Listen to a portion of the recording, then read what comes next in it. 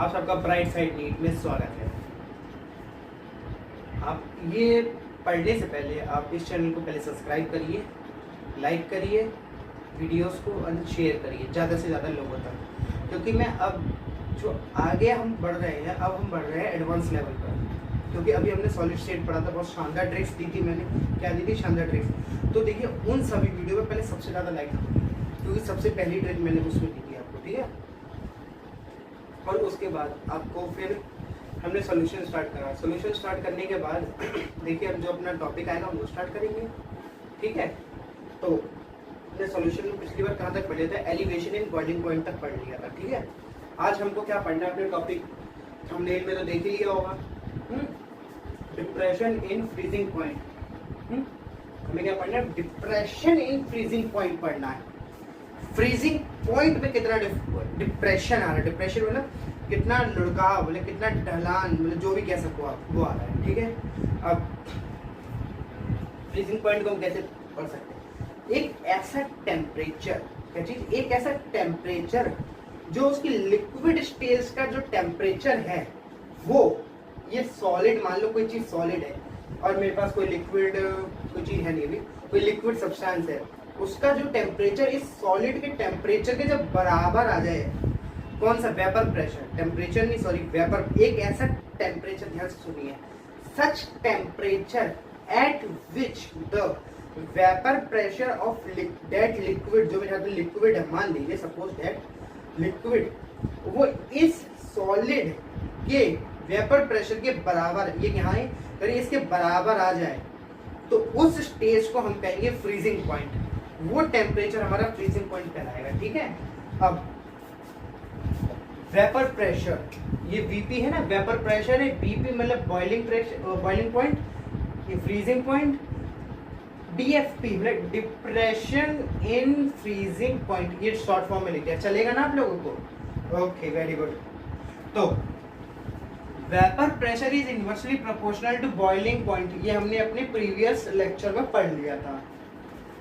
Vapour pressure हमारा boiling point के inversely proportional है, मतलब वेपर प्रेशर बढ़ा, बॉइलिंग पॉइंट घटा। ऐसे फ्रीजिंग पॉइंट वेपर प्रेशर के बढ़ने से बढ़ेगा, फ्रीजिंग पॉइंट बढ़ेगा, लेकिन डिप्रेशन इन फ्रीजिंग पॉइंट घटेगा। मतलब ये बताओ, कोई चीज फ्रीज हो रही थी, उसका टेम्परेचर डाउन हुआ तभी तो फ्रीज होगी। ये इसका बच्चे क्या कंफ्यूज करते हैं? फ्रीजिंग पॉइंट और डिप्रेशन इन फ्रीजिंग पॉइंट में कंफ्यूजन करते हैं। पता क्या, आपसे बोला गया कि इसका फ्रीजिंग पॉइंट घट गया, तो बच्चे सोचेंगे या इसका फ्रीजिंग पॉइंट घट गया मतलब वो और ज्यादा ठंडा हो गया। नहीं, बहुत गलत है ये। फ्रीजिंग पॉइंट घटना मतलब उसका डिप्रेशन इन फ्रीजिंग पॉइंट बढ़ गया, मतलब डिप्रेशन बढ़ गया। खा गए धोखा। अब देखो यहाँ, आप इससे पढ़ो। अब हमने वेपर प्रेशर किसी सब्सटेंस का बढ़ाया, वेपर प्रेशर बढ़ाया, ऑब्वियसली फ्रीजिंग पॉइंट बढ़ेगा। जब फ्रीजिंग पॉइंट बढ़ गया उसका हमारा, तो डिप्रेशन घटेगा नहीं, डिप्रेशन हमारा कम हो गया। मतलब हमने कह दिया इसका फ्रीजिंग पॉइंट बहुत बढ़ गया तो डिप्रेशन कम हो गया। मतलब जैसे मान लो हमारी कोई चीज है, मान लो एक हमारे पास पानी है, चीनी घोल ली पानी में, ठीक है। हमने क्या कहा? इसका वेपर प्रेशर बढ़ गया। देखो वेपर प्रेशर कब बढ़ता है? जब हम उसमें कोई नॉन सॉल्यूट वाली कोई चीज मिला, मतलब उसमें हमने कोई सॉल्वेंट में कोई सॉल्यूट डाल दिया, नॉन वोलेटाइल सॉल्यूट बन गया। अब क्या हुआ? जब फ्रीजिंग पॉइंट बढ़ेगा, क्योंकि इसके डायरेक्टली प्रोपोर्शनल फ्रीजिंग पॉइंट बढ़ गया, वो जो चीज हमारी 0 डिग्री सेल्सियस पे फ्रीज हो रही थी, वो चीज अब हमारी किस पे फ्रीज हो जाएगी? मान लो 10 डिग्री सेल्सियस पे फ्रीज होने लग गई। फ्रीजिंग पॉइंट घटा नहीं, फ्रीजिंग पॉइंट बढ़ गया, बढ़ गया, बढ़ गया, ठीक है। अब डिप्रेशन कम हो गया, मतलब डिप्रेशन मतलब यही चीज, डिप्रेशन का मतलब ये है कि अगर वो चीज जो हमारी 0 पे हो रही थी, अब वो हमारी 10 डिग्री पे जाके फ्रीज हो गई है, लेकिन अगर वो -10 पे होती तो हम कहते डिप्रेशन बढ़ गया। सॉरी, पानी पी लो एक मिनट, 1 सेकेंड।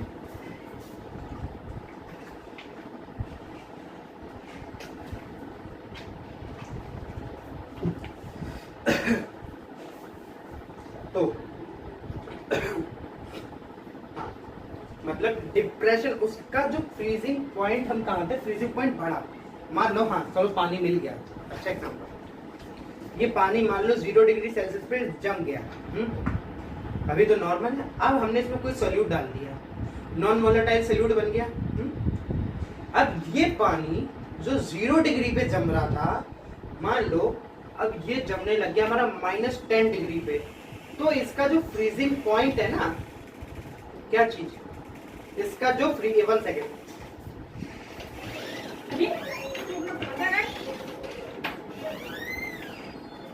सॉरी, तो जो इसका फ्रीजिंग पॉइंट है ना, मैंने क्या कहा, फ्रीजिंग पॉइंट इस वाले केस में फ्रीजिंग पॉइंट इसका घट जाएगा। क्या हो जाएगा, घट जाएगा। फ्रीजिंग पॉइंट घट गया तो डिप्रेशन उतना ही बढ़ जाएगा। मतलब अब जैसे बॉटल है, मैंने इसमें क्या कहा, 0 डिग्री पे हमारी फ्रीज हो रही थी, अब ये 0 डिग्री की जगह अब हमारी फ्रीज हो रही है ये -10 पे। फ्रीजिंग पॉइंट तो घट गया, देखो माइनस पे पहुंचे तो फ्रीजिंग पॉइंट घट गया, माइनस पे पहुंच गया, फ्रीजिंग पॉइंट घट गया, लेकिन डिप्रेशन, उसमें डिप्रेशन देखो ना, मतलब ढलान, ये देखो उसमें डिप्रेशन कितना आ गया, डिप्रेशन बढ़ गया, डिप्रेशन बढ़ गया। ओके, ये कंसेप्ट है, ये आपका ये कंसेप्ट खत्म होता है ऊपर वाला, ठीक है। आ जाओ, दिस इज टीएफ, मतलब ये टीएफ को हम शो करते हैं, ये depression in freezing point, this is T, delta TF. F नीचे छोटा लिखा है, टी ये ऐसे लिखा है मैंने, टी है ना, ये नीचे एफ है, ओके, इस तरीके से लिखा है मैंने, ठीक। टीएफ नॉट मतलब ये है हमारा प्योर वाटर का, प्योर वाटर 0 डिग्री होता है प्योर वाटर का फ्रीजिंग पॉइंट, ठीक है, 0 डिग्री सेल्सियस। और एस, टी एफ एस, ये एफ एस का मतलब सोल्यूशन, जो सोल्यूशन हमें मिला है, ठीक है, उसका ये लिख देता हूँ सोल्यूशन, ओके, सोल्यूशन ऐसे तो आप जानते होंगे। अब मेन चीज है जो आपका ये डेल्टा टीएफ, वो केएफ, केएफ क्या हमारा कांस्टेंट है ना, केएफ इस कांस्टेंट दी जाती है, इसकी वैल्यू आपको हमेशा, या कुछ चीजों की तो आपको याद होनी चाहिए हमेशा। वैसे इसकी 1.86 ली जाएगी, इसकी 1.86 ली जाएगी इसमें, लेकिन जैसे कहीं अगर आपको कहीं और नहीं दिया है तो ये लोगे, कुछ और दे दिया जाए इसकी जगह, तो वो वैल्यू आप कैरी आउट कर लोगे।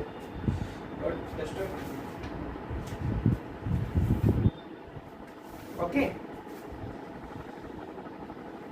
ठीक, आ जाओ। KF इंटू डब्ल्यू बी मतलब weight of solute, weight of solute upon mass of, मतलब मोलर मास उसका कितना है, इसको हम कहते, और ये साथ में वेट ऑफ सॉल्वेंट, ऊपर गया ये अपॉन में था 1000, ऊपर गया तो इंटू में हो गया, ठीक है, ये चीज है। ये फॉर्मूला रख लीजिए, आपने पढ़ाई होगा पहले से फॉर्मूला, इसी फॉर्मूले पे न्यूमेरिकल आता है, आपको न्यूमेरिकल भी बताएंगे आपको बाद में। उसके बाद आ जाते हैं हम इस पे, relation between delta TF and delta TV, मतलब elevation in boiling point and depression in freezing point पे। आओ भाई, दोनों के फॉर्मूले पुट करो, ठीक। अब डेल्टा टीएफ, इसको हम एक चीज और लिख सकते हैं, लिख दूं इधर ही, एम इंटू के एफ, वहां मैंने क्या होता है एम इंटू के भी बताया था, एलिवेशन इन बॉइलिंग पॉइंट में हम डिप्रेशन इन फ्रीजिंग पॉइंट की बात कर रहे हैं, तो यहाँ एम इंटू के एफ हो जाएगा। M is molality, molality not molarity, नहीं मोलैलिटी, रैटी नहीं लैलिटी, ओके। लिख देता हूं, आधे बच्चे तो इस एम को मोलैरिटी पढ़ते हैं, इसका है मोलैलिटी, ओके डन, ठीक है। अब यहाँ वैल्यू पुट करो, टीएफ के सामने एम इंटू के एफ, टीवी के सामने एम इंटू के बी, हैप्पी बर्थडे कर दो एम और एम का, रेशियो क्या आ गया, के एफ अपॉन के बी। तो इसको कैसे लिखोगे, यहाँ लिख देता हूँ अच्छे से सुंदर से, delta T F upon delta T B is equals to K F upon K B, this is your ratio, और इससे आपका भी में क्वेश्चन फंसने के चांसेस हैं, ठीक है। आपको क्या करेगा, केवी की वैल्यू दे देगा, डेल्टा टीवी नहीं देके डेल्टा टी भी नहीं देगा, सॉरी के भी दे देगा, के एफ दे देगा, नहीं ये भी नहीं करेगा। मैं बताऊं, ऐसे तो आप लोग कर लोगे, अगर मैं ये चीजें दे दूंगा तो आप कर लोगे। पता है क्या क्या करेगा? आपको सबसे पहले क्या करेगा, ये देगा डब्ल्यू ए दे देगा, डब्ल्यू बी और ये दे देगा, मतलब आपको सॉल्वेंट और सोल्यूट दोनों का वेट दे देगा और मास दे देगा, वो पता ही होगा आपको। उससे आप क्या करोगे, कोई डेल्टा टी एफ या डेल्टा टी वी एक चीज निकाल लोगे, एक चीज दी होगी आपको। अगर वाटर बोला गया तो वाटर के लिए आपको वैल्यू पता होती है, और के एफ आपको किसी और चीज का, मान लो ऐसी जगह आपको कोई और चीज दे दी, उसका निकालना तो निकाल लोगे। इस टाइप से घुमा के क्वेश्चन आएगा, इजीली इन चारों चीजों को नहीं देगा, ये आपको निकलवाएगा इन चीजों के थ्रू, और ये चीजें आपको प्रैक्टिस करनी है। वो हम न्यूमेरिकल सेक्शन रखेंगे अपना, वहां करेंगे, अभी बस हम फॉर्मूले की बात कर रहे हैं। ओके, आ जाइए अगला पॉइंट, टॉपिक ऑस्मोटिक प्रेशर। पहले ऑस्मोसिस जान लीजिए, ऑस्मोसिस क्या होती है। फ्लो सॉल्वेंट, क्या है फ्लो सॉल्वेंट, मतलब सॉल्वेंट, दिस इज सॉल्वेंट, ये वाटर है, वाटर इज सॉल्वेंट, जो ज्यादा मात्रा में वो सॉल्वेंट होता है। ओके, जो ज्यादा मात्रा में उसे हम सॉल्वेंट कहते हैं। ठीक, अब flow solvent from low concentration to high concentration, ये अपने लो कंसेंट्रेशन से हाई कंसेंट्रेशन की ओर जाता है बाय द किसकी मदद से, सेमी परमिएबल मेम्ब्रेन। एक मेम्ब्रेन होती है सेमी परमिएबल मेम्ब्रेन, वो पता क्या करती है, वो सेलेक्टिव बेस्ड है, मतलब ये एक मेम्ब्रेन है, मान लो ये सेलेक्टिव होती है, मतलब ये इसमें कुछ ही चीजों को भेजेगी बाहर, ये इधर कुछ ही पार्टी, जैसे वाले इधर इतने सारे गए, यहाँ से बस ये 3 ही बाहर आ पाए। सेलेक्टिव, सॉल्वेंट इजीली पास हो जाएगा, सॉल्यूट सेलेक्टिव होगा। ओके, तो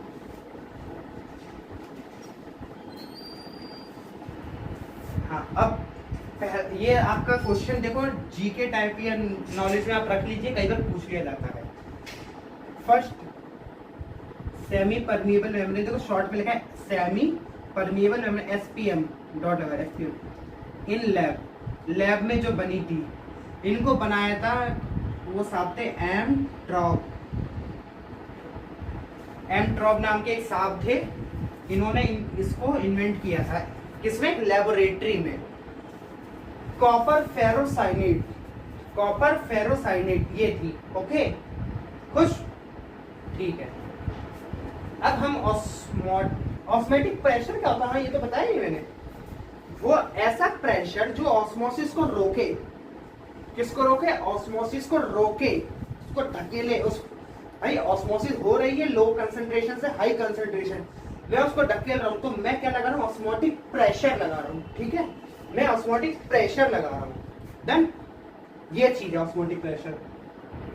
आपका जो आरओ है, एक्वागार्ड या फिल्टर जिसे आप कहते हैं, वो किस पे काम करता है, ऑस्मोटिक प्रेशर पे नहीं, रिवर्स ऑस्मोसिस का रिवर्स कर देंगे हम, उस पे काम करता है। ठीक है, ये छोटा सा एक नॉर्मल क्वेश्चन है, और इसमें ज्यादा पूछा नहीं जाता। इसके बाद हम आ जाते हैं इसके न्यूमेरिकल सेक्शन पे। न्यूमेरिकल सेक्शन में क्या है, pi is equal to CRT. Pi क्या है, ऑस्मोटिक प्रेशर को आपको डिफाइन कर रहा है, सी आपका कंसंट्रेशन, आर टी, आर आपको पता है वैल्यू, टी टेम्परेचर रखना है किसमें, केल्विन में, टी हमेशा रहेगा केल्विन में। ठीक, कंसंट्रेशन डब्ल्यू भी पता है, एम भी पता है आपको, आर टी वी, यहाँ वी रखा जाएगा। ओके, कंसंट्रेशन क्या होता है, हमेशा मोल्स अपॉन वॉल्यूम इन लीटर्स, लेकिन यहाँ ml में दिए तो हमने 1000 से डिवाइड करके ऊपर इंटू कर दिया। ठीक है, जब इसे नीचे हम 1000 डिवाइड करेंगे तो ये ऊपर पहुंच के इंटू नहीं हो जाएगा, गधो, ऐसा दिमाग क्या सोच रहे हो ऊपर। ठीक, ओके डन, ये चीज समझानी थी आपको। आपका ये हो गया हमारा ऑस्मोटिक प्रेशर। अब देखिए अगले टॉपिक, मैं इसको रब कर रहा हूं, आप स्क्रीनशॉट ले लीजिए अब तक।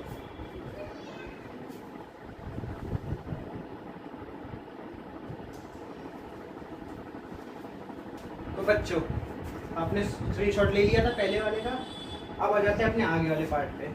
तो अगला पार्ट क्या है हमारा, मेथड टू रिप्रेजेंट कंसंट्रेशन, ये शॉर्ट में लिखा है कंसंट्रेशन। ओके, अब सबसे पहला हमारा आता है W बाई डब्ल्यू। अब W बाई डब्ल्यू का मतलब क्या होता है, W बाई डब्ल्यू का मतलब क्या है, वेट बाय वेट परसेंटेज, ठीक, मतलब weight of solute upon weight of solution, this is solution, लिख देते हैं अच्छे से, SOL ऊपर N solution, okay.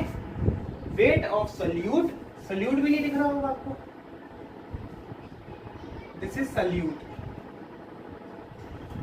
Weight of solute upon weight of solution into 100। अगर कहीं आपको वेट बाय वेट कंसंट्रेशन दी गई है तो आप ये समझिएगा कि आपको वेट ऑफ सॉल्यूट दिया है और वेट ऑफ सॉल्यूशन का दिया है, नॉट सॉल्वेंट, आपको सॉल्यूशन का और सॉल्यूट दोनों का दिया है। तो आप क्या करेंगे, सॉल्यूट और सॉल्यूशन को आपस में माइनस कर देंगे, सॉल्वेंट निकल जाएगा, खत्म कहानी, ठीक, इनटू 100। ऐसे वॉल्यूम बाय वॉल्यूम परसेंटेज दिया है तो volume of solute upon volume of solution मतलब होगा इसका इनटू 100, ठीक। अब भाई वेट बाय वॉल्यूम परसेंटेज दे दिया गया तो क्या करोगे भाई, वेट बाय वॉल्यूम परसेंटेज, भैया सॉल्यूशन में क्वेश्चन आते हैं ऐसे भी, रुको दिखाएंगे आपको, ठीक।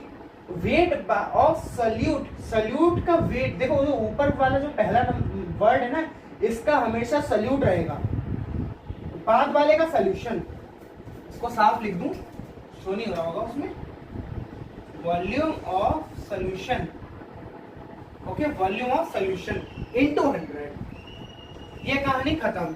अब कई बार डायरेक्ट क्वेश्चन आता है, क्या आता है, डायरेक्ट क्वेश्चन आता है कि what is the strength, strength बताइए, आपको कैलकुलेशन दे देंगे, आपको स्ट्रेंथ निकाल के दिखाइए हमको चुटकियों में। अब स्ट्रेंथ कैसे निकालेंगे, strength wait of solute upon volume of solution, यही तो चीज है, इनटू 100 ना करिएगा, बस इतना ध्यान रखिए, okay. Molarity, weight of, weight नहीं है ये, क्या है, एन, मतलब मोल्स ऑफ, एन बी को देखो दोबारा से मैं लिख दे रहा हूं, देखो ये एन बी है ना, एन बी को हम कहेंगे मोल्स ऑफ बी अपॉन, क्या लिखा था मोलैरिटी में, इनटू अपॉन में ये था, जल्दी से बताइए, मैं आ गया ना टॉपिक, देखो क्या पढ़ाना है आपको, ठीक हो गया। अब हमको ये पढ़ाना है, अरे भैया यही तो है, एल मतलब लीटर, एल लीटर होता है, समझ में आया। अगर abnormal behaviour of CP, what is CP, CP means colligative properties, यार तुम लोग ना कॉलिगेटिव प्रॉपर्टीज, जो मेडिकल के स्टूडेंट्स होते हैं ना भैया, उनको इतना लिखने का मन नहीं करता कि हाथ से लिखे बैठ के, सही बता रहा हूँ, काम चल जाता है, ये लिख दिया, मोलैरिटी कैपिटल एम होता है, ये याद रखो, मोलैरिटी का कैपिटल एम होगा, मोलैरिटी का स्मॉल एम होगा, समझ में आया, मोलैरिटी का स्मॉल एम होगा, molarity, molarity, molarity capital M, okay. अब अच्छा, abnormal behaviour of colligative property, अरे ये बताओ, जो कॉलिगेटिव प्रॉपर्टी तो उसका भाई एबनॉर्मल बिहेवियर भी तो होगा, बहुत से लोग एबनॉर्मल बिहेवियर करते हैं अपना, कॉलिगेटिव प्रॉपर्टी थोड़ी पीछे हटेगा, हम भी करेंगे काम, सबसे नंबर 1 पे आ गई। अब कहेंगे आई क्या भला चीज है, बच्चों ये जो एबनॉर्मल बिहेवियर है ना, इसी को हम आई कहते हैं, ठीक। अब इसको हम क्या कहते हैं पता है, वांट ऑफ फैक्टर, ये कहते हैं, सर्च करके बताइए क्या कहते हैं, जल्दी से बताइए, एकदम अपना आपका अगला टॉपिक देख सकते हैं, जल्दी बताइए, बताइए वांट ऑफ फैक्टर किसे कहते हैं, नहीं समझ में आया, पहले ही लिखते हैं, I want of factor, this is want of factor, okay. जल्दी से नोट कर लीजिए, मिटा जा रहा हूं, 5 4 3 2 1 0, खत्म। बच्चों स्पेलिंग ना मेरी बहुत कमजोरी है, स्पेलिंग मेरे से बहुत गलत होती है, इसलिए स्पेलिंग थोड़ा सोच के लिखिएगा, ठीक। अब आई को कैलकुलेट कैसे किया जाएगा, सीधी बात, जो मेन सॉल्यूशन में क्वेश्चन बनते हैं ना बच्चों, यहां से बनते हैं। आप कॉलिगेटिव प्रॉपर्टी तो निकाल लोगे बड़े आराम से, लेकिन कॉलिगेटिव प्रॉपर्टी का यूज आपका यहां जाके होगा, ठीक। 1 सेकेंड, 1 मिनट,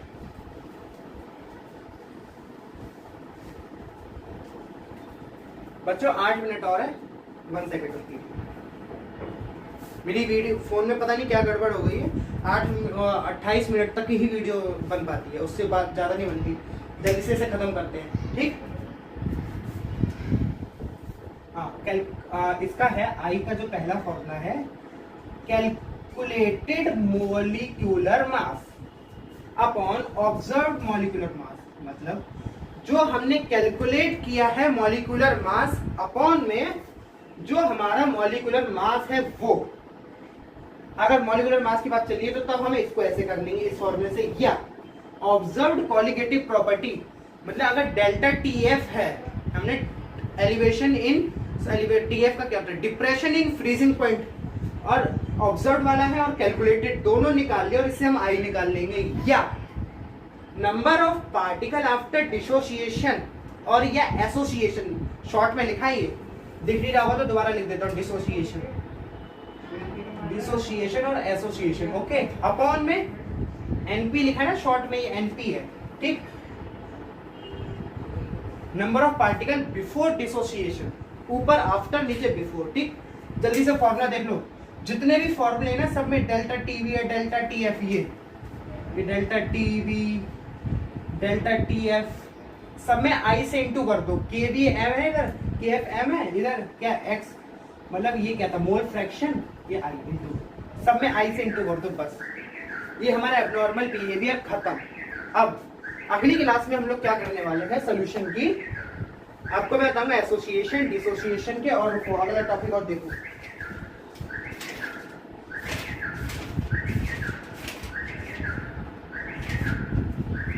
एक हेनरीज लॉ मैंने नहीं बताया था, मैंने कहा था हेनरी लॉ में एक टाइम पे बताऊंगा। एक हेनरी लॉ बचा है, एसोसिएशन बचा है, डिसोसिएशन बचा है, और कुछ मजेदार क्वेश्चन मैं आपको अगर ये दे दूं, जल्दी से बताइएगा, अभी टाइम देखो कितना हुआ है, 3 मिनट है हमारे पास।